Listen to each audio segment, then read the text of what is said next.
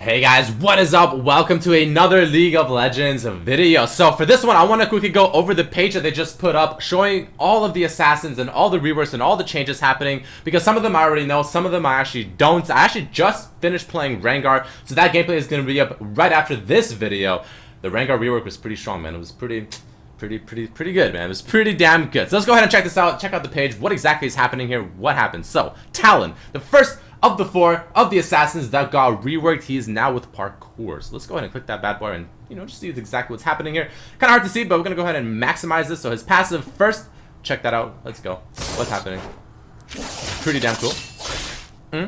So pretty much every time you attack them with any of your abilities, it has that one passive up to 3. And then when you have all 3 stacks, you can auto-attack them and it does bonus damage. That's essentially what that does. You can read it here.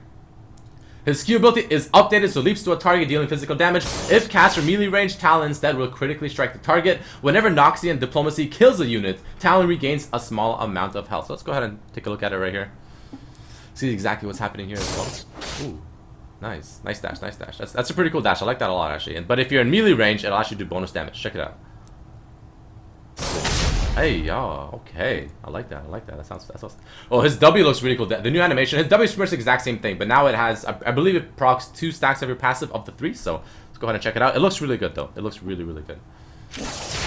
Hey, ooh, okay. That's pretty sweet, man. His E ability, pretty. Whew, this is literally Assassin's Creed. So essentially, you parkour over obstacles, and you cannot parkour over the same one every like 300 seconds or so. Check it out. Damn.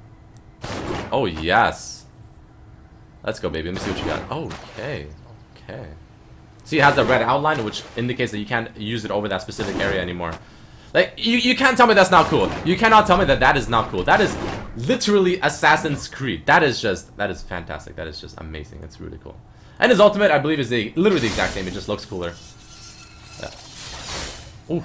It looks a lot cooler. But it's the exact same thing. So that's his ultimate right there. So that's pretty much Talon's rework. It's pretty damn sweet. The main thing is, of course, the parkour. Being able to go over all these obstacles like that, which is super cool. So I can't wait to actually play. That's the next one I'll be playing for my channel. The Rengar is going to be coming out. I just finished playing Rengar, so let's go ahead and check it out for you guys very quickly here. His passive, Bone Tooth Necklace, and his Unseen Predator. Pretty much the same thing, honestly. He only has 4 ferocity stacks now rather than 5. And if you're out of combat or if you haven't taken damage or hit anything in the past, I believe, 4 seconds, you lose all your ferocity stacks instantly. And the way his Bone Tooth Necklace now works is whenever you kill one target of a unique target on the enemy team, so essentially, eventually, once you kill one time, like, I can't even say this properly. Once you kill every single person in the enemy team at least one time, there you go. You get a stack of Bone Tooth Necklace per unique champion kill. Up to 5 stacks. 5 stacks you get, I think it was 30% bonus AD, which is absolutely obscene. Absolutely ridiculous. It's an insane amount of damage if you get them all. His Q ability, it's a little different, so it has this little sweep effect and then it goes forward like that. A lot more damage. The wave clear is great as well, so in the jungle it's good. But the only thing is you can't really use it with his passive when you jump, as well as the current Q on the live servers, where it just empowers the next auto attack, because this is actually like an ability now rather than just empowering your auto attack. So it's not as fluid in that sense, and you can't really use it out of your ultimate as well. So the burst is definitely a lot slower. You can't just instantly just give the target and just destroy their face in like half a second. There's a bit of downtime now. You have to kind of go in there and use this ability, and they can see it coming, but the damage on it is exceptionally high, so it's really cool.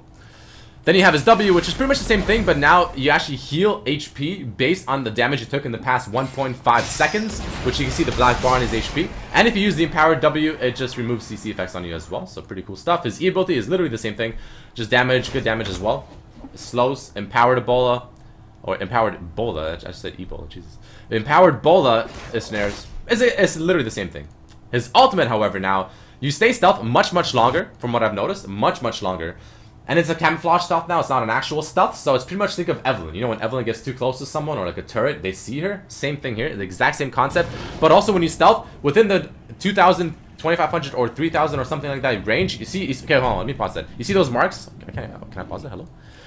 Okay, let me just go backtrack a little bit here. You see those little eyes on this target? That means, so one target out of the whatever many that you see, that when you ult, I believe the closest one to you gets that little mark on them. And what that does is your next attack on them is a guaranteed critical strike. So that's pretty much the target you want to try and kill, whoever gets the mark on them, That's just how that works, because it is a lot more damage. Oh, never mind. Okay, so never mind. I thought it was the target that you, it puts target on that you see the very first time, but it just switches between the targets, which is pretty damn sweet, actually. It's even better than I thought it was. I didn't even realize that when I was playing him. Pretty boosted to me, I'm not gonna lie, man. But that's pretty sweet, so I just keep switching it between them all. That's actually really cool. Gem. That's pretty OP, actually. Alright, so check out LeBlanc. I haven't seen LeBlanc at all. I don't know what she does, so I'll be reading this with you guys. So LeBlanc's abilities inflict Sigil of Malice, which can be detonated and consumed by her other abilities after a few seconds. Okay, let's check it out. Let's see what this does. Okay, so it puts that little thing on there. Okay, boom, and you can activate that. So it's pretty much her ult Q almost. Her ult Q's passive effect, or second effect, is pretty much her passive now. Okay, that's pretty cool.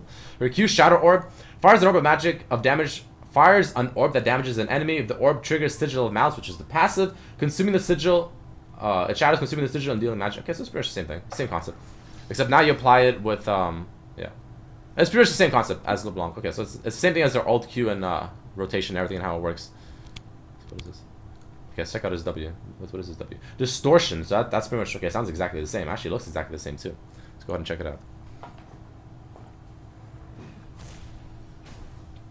Okay, so her W is literally the same thing.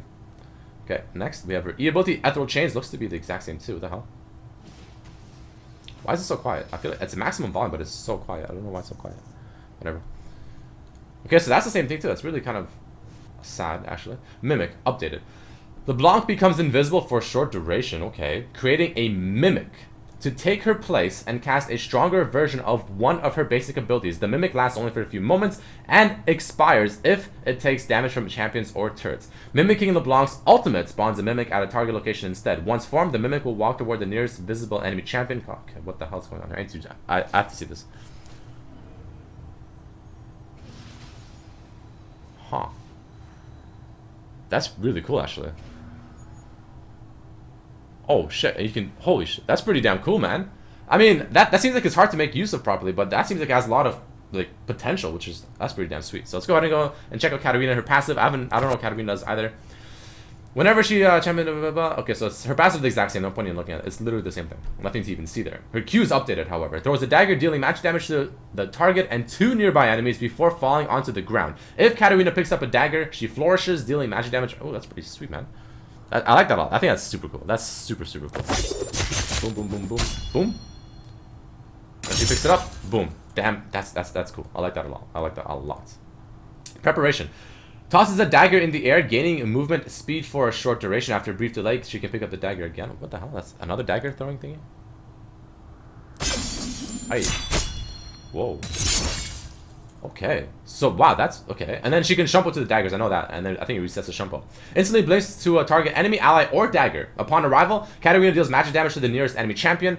Or just enemy in general. If Katarina targets a dagger, her cooldown is massively reduced. It's not instantly reduced, but it's massively reduced. Probably like 80% or something. Let's check it out. Oh, okay. Okay, that's so cool, man. That kind of gives me like the Z feel almost. That's, oh, I like that. I like that a lot, man.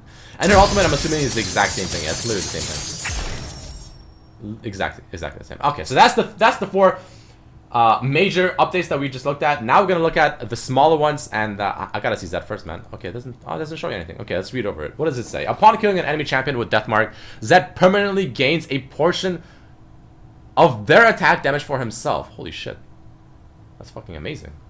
Fizz. Fizz's shard gets bigger depending on how far from the waters have traveled. Okay, after Akali blinks a short distance, leaving Twilight Shroud at her original location. Okay. Cognizant's evolutions are evolving too. Q, W, and R are getting updates to be more suited for isolated takedowns. Shaco's clone drops 3 Jack in the boxes and causes enemies to flee when it dies. What the Echo's passive no longer slows, but Chrono Break triggers parallel convergence as Echo travels back through time. Yeah, nothing too crazy, honestly.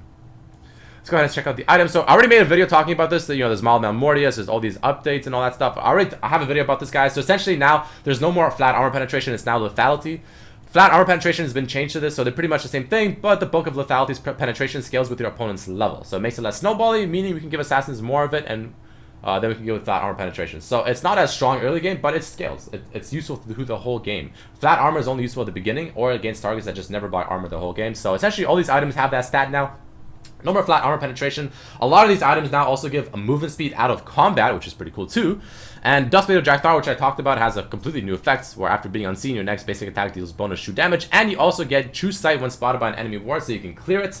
No more of that mini Z ultimate, so there's that. We have the 2 stealths now, which I told you guys about in other videos. Camouflage, which is pretty much how Evelyn stealths. And you have invisibility, which is just the typical stealth that we all know and love at the very moment. But invisibility effects, the pink wards can no longer reveal invisibility champions. So right here you can see, but they don't reveal invisible champions. So this is the new pink ward now. Pink wards are actually gone, I believe. Control wards is the new thing now. So I mean, there you have it, guys. That's pretty much the new Assassin update. There's a whole bunch of other things you guys can check out here, which I'm not going to go over. I just want to talk about the Assassin update, but there you guys have it. The new Assassin updates are here. I'll have a lot of gameplays coming up. I have Rengar coming up right after this video as well, or maybe even before this video, but there you guys have it. Hope you're excited. I'm excited. I want to go back into the games. I want to go back into the PvE and get some games going, guys, so I'll see you in just a bit. Thank you for watching. If you enjoyed it, hit that like button, and I'll see you soon.